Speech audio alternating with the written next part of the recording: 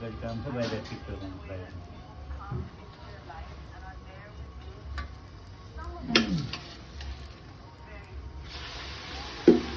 यहाँ चाहिँ नेपालको 1 नम्बरको सेप ल्याएर हामी पकाउँदैछौँ रोस्ट। यो उहाँ चाहिँ 5 स्टार होटेलको सेफ।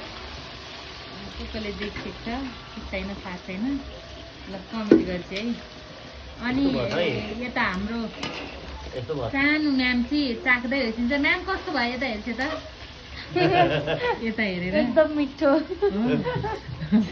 एकदमै है।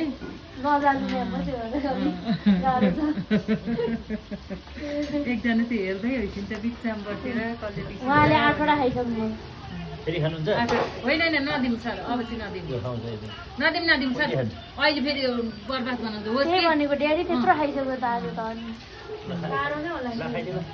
बर्थडे मनाउनेमा चाहिँ उहाँ पर्सेछ धेरै।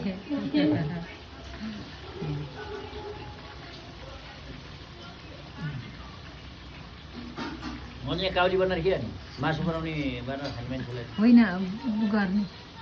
ए ह्याप्पी बर्थडे कि यहाँ रोस्ट हुँदैछ रोस्ट। कति सेकेन्डको बनाउनु पर्यो?